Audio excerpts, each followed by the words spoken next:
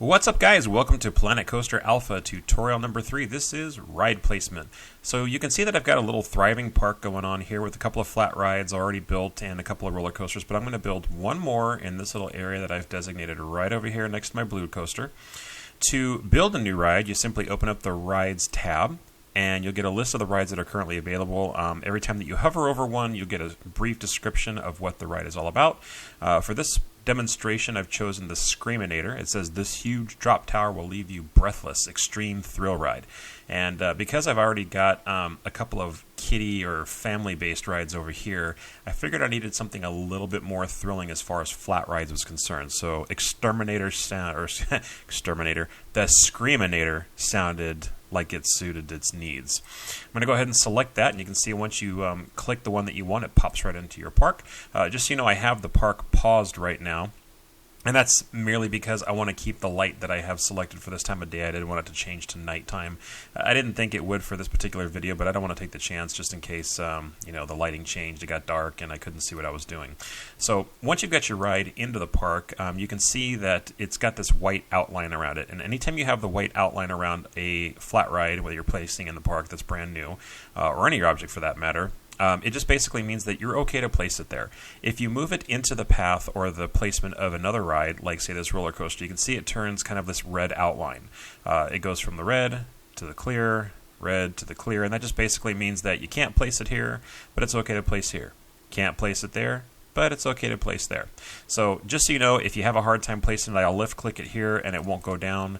Any place that it outlines in white, you're good to place it. If you don't like the way that your ride is positioned, you have a couple of options as far as placement is concerned.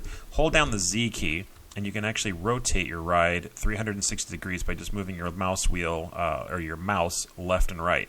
If you don't like this free rotation, you can go over here to the rotation snap, and it will actually rotate in increments of 15 degrees, 30 degrees, or 45 degrees. And as an example here, you just hold down the Z key and you can see those little dots show up, and every time that you rotate the ride now, it'll rotate in those increments of 45, 30, or 15 degrees respectively, however much you've chosen. I don't like to use the rotation snap, so I'm going to go ahead and get rid of that. And I'm going to go ahead and just rotate it in the direction that I want to, because I know where I want to place my entrance and exit cues. And one other thing I'm going to show you before I drop it down, if you hold down the shift key, say you want to actually raise your ride up to match a path height. Let's say that this coaster right here is the same height as my path that I want to place it next to. If you hold down the shift key, you see you got these little open-ended arrows up and down, and you move your mouse cursor or your mouse up and down, you can see that the ride raises and lowers with it. So if I wanted to get to the same height as my path that I'm going to connect it to, I would just hold down the shift key, raise it up and down, let go of the shift key, and it actually stays in that position until you actually click the left mouse button and place your ride. So I'm going to go ahead and move this back down to ground level, and I'm going to click the left mouse button right where I want it. Right about there is good, and it drops my ride into place. Now, once you place the ride, you're not done yet. You have a couple of checklist items that you have to do in this little Screaminator window up here. It tells you the name of your ride, it tells you your ride is incomplete, and to open this ride, you need to do the following things. First thing is to place an entrance. Go ahead and click on that, and you can see when you go next to your ride again, it has this little entrance gate that goes all the way around, and you can place it pretty much wherever you want to, I think, except for around these corners right here.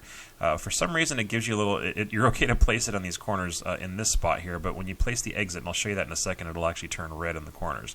So I know I want to place my entrance like right about there, so I'm going to left click that and drop it into place. The next thing I need to do is place an exit. And I'll show you what I'm talking about now. When you get to those corners for the exit, it turns red right around there. I'm not sure why it does it for the exits but not for the entrance, but maybe that's a little bug that we can report to Frontier to say, hey, maybe that needs to be fixed. You also cannot place it over the same place you placed your entrance, obviously, because that's just not possible. So I'm gonna go ahead and place the exit right over here. I know that's where I want my peeps to leave, and I left click and drop it into place.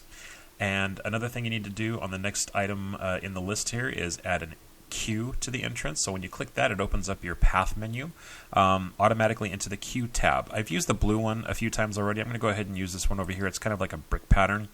And you can see you've got the little path floating around here until you actually connect it with the entrance gate. So I'm going to go ahead and build a curvy little path because that's what I like to do.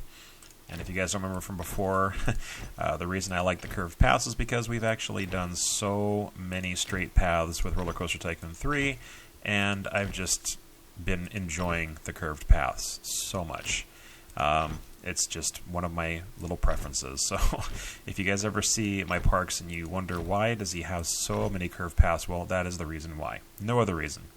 I'm going to go ahead and stop right about there because we do need to leave a little bit of gap with our entrance queue path, as well as a gap between that and the main path right here. Now, it won't let me connect them just yet because I still need to add a ticket booth to the queue. When I click that button, you see over here it's going to give me this ticket booth queue kind of archway here, and automatically it wants to connect to my main path, but you also need to connect it to your entrance queue. So I'm going to move it over here, and it will automatically snap to the entrance queue, and then if I move it a little bit closer, snap to my main path. So all I need to do is just align it with the path and the direction that I want it to be placed. If I don't like the way it's angled right now, I can hold down the Z key, and I can rotate it a little bit too until I get it at the angle that I want.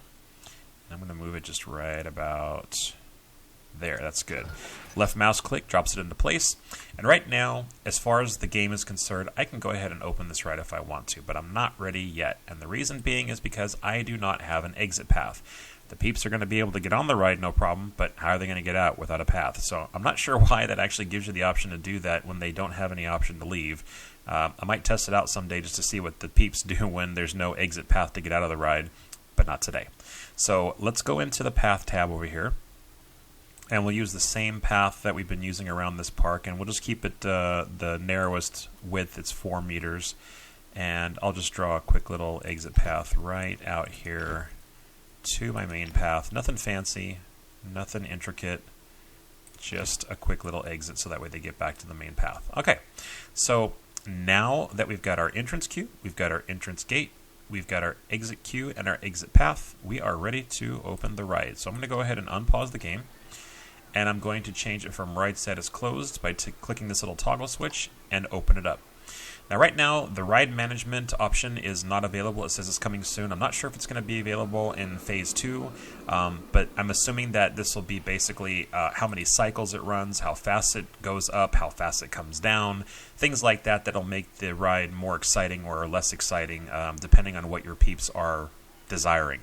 It'll be really interesting to see what kind of options are available when that is actually unlocked. I'm going to go ahead and fast forward this now so I can actually get some people in the queue. And obviously, you don't want this to look just kind of boring, plain Jane like this. You can go ahead and go into the scenery, open the nature tab, and just start placing some scenery around here and there.